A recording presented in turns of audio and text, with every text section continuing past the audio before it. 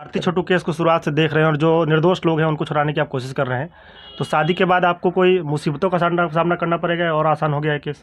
ये केस को इस पर बहुत ज़्यादा फर्क नहीं पड़ेगा। केस अपने ये आरती बार बार जो रूप बदल रही है और बदलने के बाद आज फिर से उसी परिवार में रह रही है, तो अब छोटू को क्या न्याय मिलेगा? देखिए, छोटू को न्याय की जरूरत ही नहीं। जो उसकी मौत हुई है उसको लोग बहुत सारे छोटू गुनहगार है, आरती गुनहगार है। इस पूरे कि जिस घर से अर्थी निकलती है वहाँ 1 साल तक शहनाई नहीं बजती है साधारणतः, लेकिन इसमें जवान बेटा का जो है सो मौत हुआ हो और अचानक मौत हुआ, सडन डेथ है, और ऐसे परिस्थिति में उस घर में जो है सो 6 महीना भी निवार शादी। जैसे आपने हिंदू धर्म का हवाला दिया है और आप कहते हैं कि भैंसुर से शादी नहीं हो सकता है, तो जब तक लड़की के मांग में सिंदूर नहीं पड़ जाए तो उसके बिना मान सकते हैं कि कोई किसी का पति है, किसी के कहने के अनुसार? बहुत नहीं, वो नहीं है। बिल्कुल आपका सही प्रश्न है जी।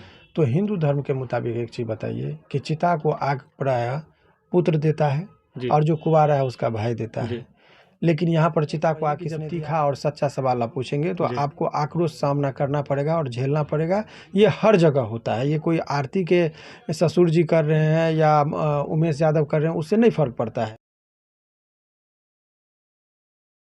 बिहार में आज तेजी से फिर से आरती और छोटू का जो लव स्टोरी है वो फिर से उफान पर है और उबाल पर है। मैं इसलिए कह रहा हूं कि आरती ने आज 5 महीने बीता है अभी और आरती ने मोनू से शादी कर ली है, तो इस पे पहाड़ तो नहीं टूटा है लेकिन सोशल मीडिया पे इसको पूरा पहाड़ तोड़ दिया गया है। इस पे सबसे पहले स्वागत करना चाहेंगे सर। बहुत बहुत शुक्रिया आपका। सर, एक सवाल है कि सोशल मीडिया के जिन पत्रकारों के साथ कुछ दिन पहले 1-2 दिन पहले बदतमीजी की गई आरती के द्वारा, तो उस बीच में एक साउंड सुना गया उमेश यादव का जो उनके ससुर है कि वे लोग ही आवाज़ उठाते हैं या आवाज़ को दबाने की कोशिश करते हैं आरती की, जिनके पास खुद के बच्चे नहीं हैं।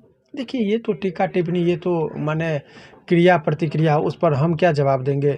लेकिन आप इतना ही समझ लें कि जब तीखा और सच्चा सवाल आप पूछेंगे तो आपको आक्रोश सामना करना पड़ेगा और झेलना पड़ेगा।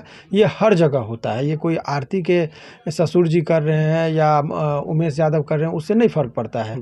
ये आप सच पूछेंगे तो भाई मिर्च खाएंगे तो तीखा तो लगेगा ही।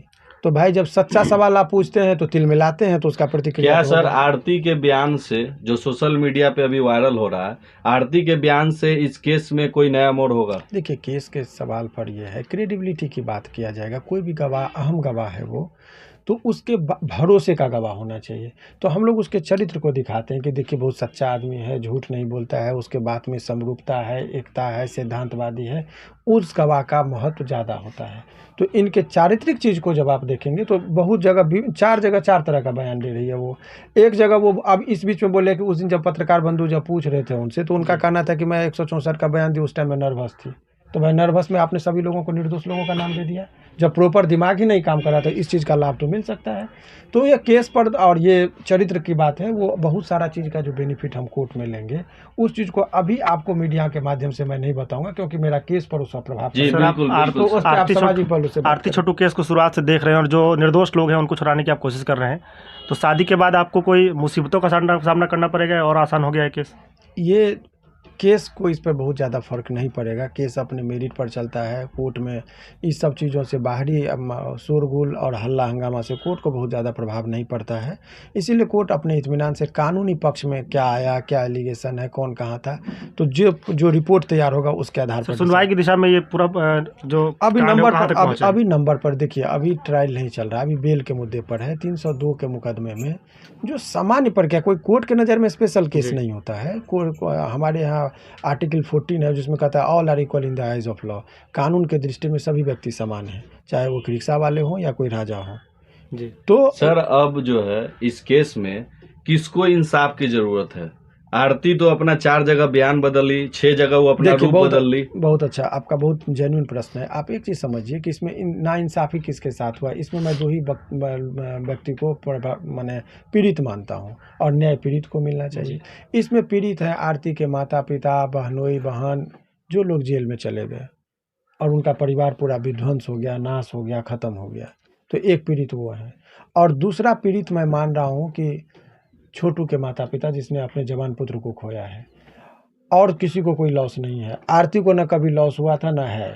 आरती उसमें इक्वल गुनहगारी में इक्वल उसका पार्टिसिपेशन है। क्योंकि उसके ही कॉल पर वो लड़का वहाँ गया और उसकी मौत हो गई, और मौत होने के बाद वो 6 महीना बिना शादी कर ली, तो उसको तो सारा रिलीफ मिल गया। वो बोलती भी कि मैं कब तक कुंवारी रहती। अपना वो बयान क्यों नहीं बदल रही? क्योंकि उसको उसके बयान से कोई, देखिए अब आदमी को जिस दिन अफसोस हो जाता है तो समझिए कि वो ज्ञानी होने लगा है, और ये पूरी घटना अज्ञानता में हुआ है। सर कई बड़े बड़े जो वकील थे वो इस पूरी घटना को राधे कृष्ण और राम सीता की जोड़ी से जोड़ रहे थे, अमर कहानी बता रहे थे। अब उनका क्या स्टैंड रहेगा?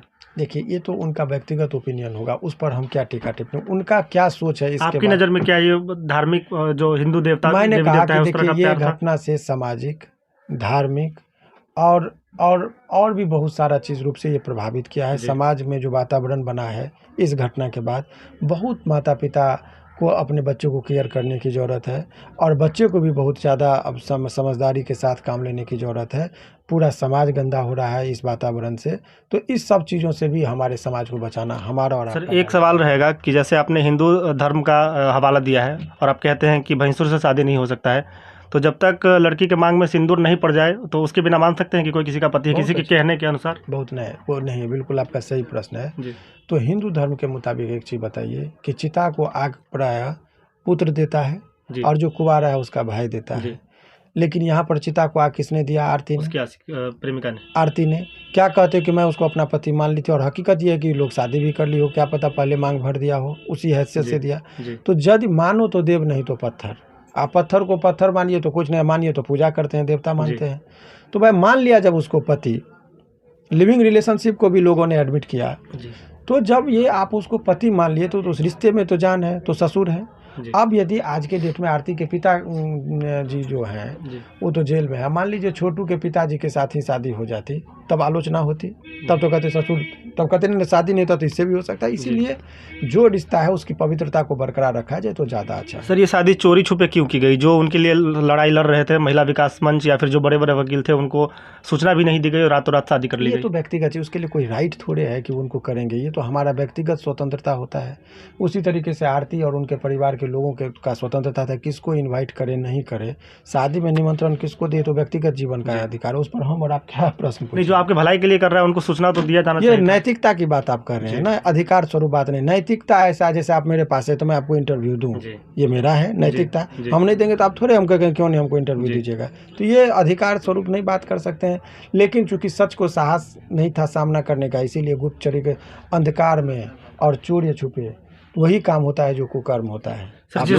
जो सर इस वीडियो को देख रहे हैं और कहीं ना कहीं आरती को आज रोल मॉडल बना दिए हैं बिहार के कुछ हमारे मित्र भी हैं, कुछ यूट्यूबर लोग भी हैं, कुछ युवा लोग भी हैं, कुछ गांव के लोग भी हैं, तो सारे लोगों से क्या संदेश देना चाहेंगे? देखिए मेरा यही एक संदेश है कि मोहब्बत का कोई गलत चीज़ नहीं है, प्यार मोहब्बत हर उम्र के साथ वो होना भी चाहिए, लेकिन एक अनुशासित तरीके से कीजिए।